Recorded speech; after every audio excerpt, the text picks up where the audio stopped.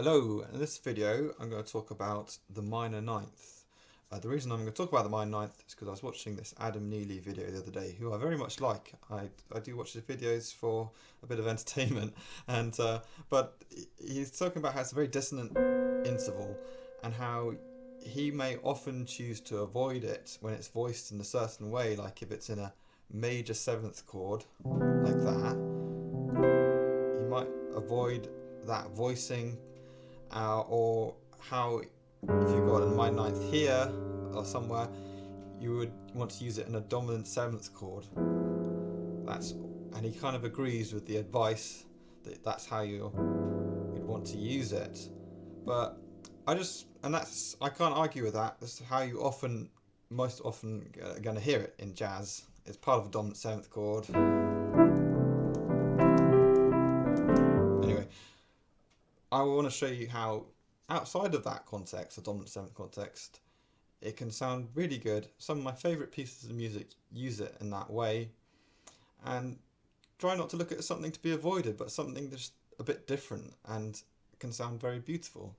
So here we go. So I'm going to start with a very basic example of the minor ninth because I have to mention it. It's one of the most common ways you're going to hear it other than in a dominant seventh chord. So if I play this, it's going to sound very familiar to you. It's going to sound like a lot of pop songs. You know, so many use it as that in that way and in different guises and arrangements.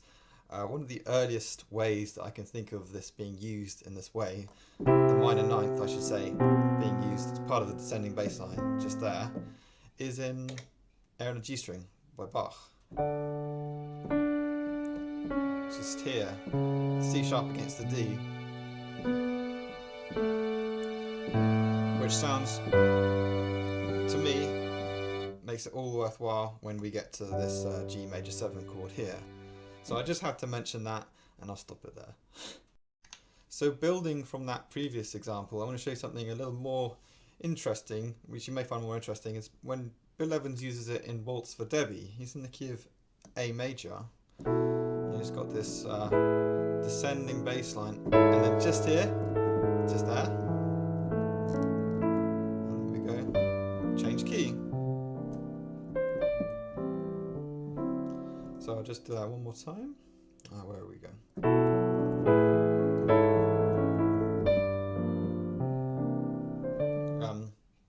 So you can see how it works really nicely, falling down chromatically into our target chord G minor 7. Because you know, maybe your mind will ultimately jump to, oh, we're going to G minor, that's our target chord, we need a D7, you know.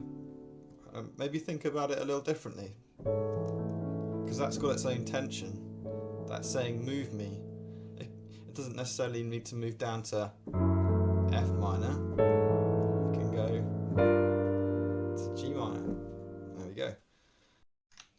Now, whilst we're on Bill Evans, I'm going to show you another example, and I feel this is significant because this is where he's kind of giving a masterclass,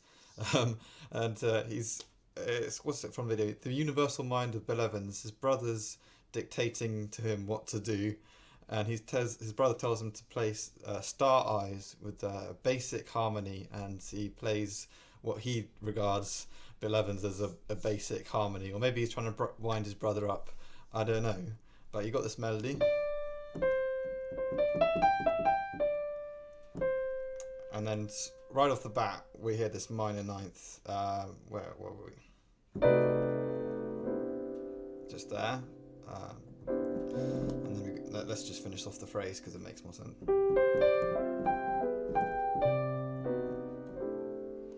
So I feel it's necessary.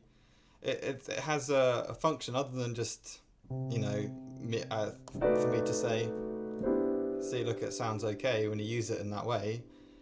It's got its tension, but if you look at the melody, it starts with this a D to C,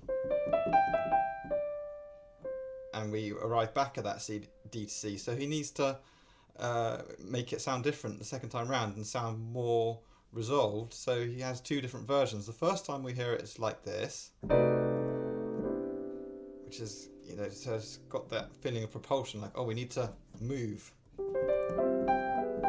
And then the second time round, it's more settled.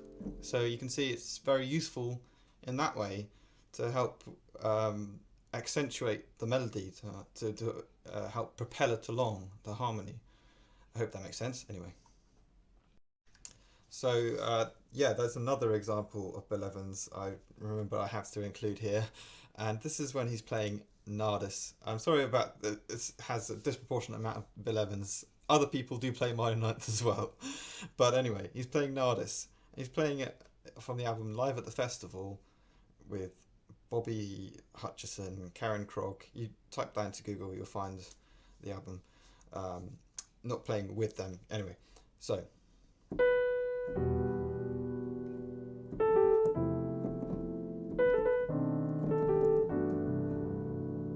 So the minor ninth was here on this chord, just in the left hand there. It's part of a very dissonant chord. So it just has a really nice effect of making that chord at the end of the phrase here sound all the more lush and sweet by hearing these dissonant chords that just preceded it. This dissonant crunch, and then finally, then we're there, and a sense of get a sense of relief there. So in this example, we're going to be looking at Bud Powell doing Autumn in New York. This piece is flush with minor ninths. I'm going to play the opening bars of it.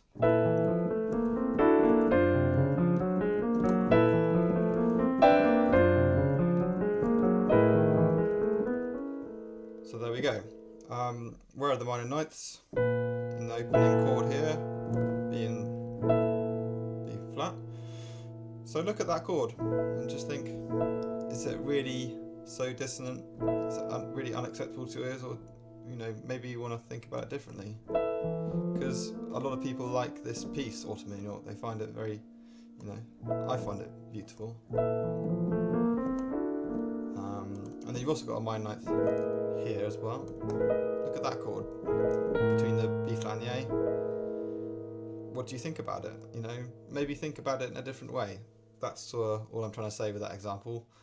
Okay. This example is like the Bach. It's not jazz, but I feel I have to give it a mention because to me it's just really important. So listen to Chopin Ballade number 1, but very near the beginning. Just before getting into this, we will hear the very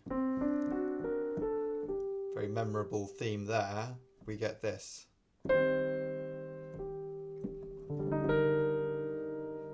And then we go. Like so. To me, there's so many memorable moments of this whole piece, but this is definitely one of them. It just really sticks out to me. It just because it has that real anguish. It sets the stage, and you know, it's great. Just to come before that. So that's the video. If you liked it, give it a like and subscribe, and I hope to see you next time for another video. Bye.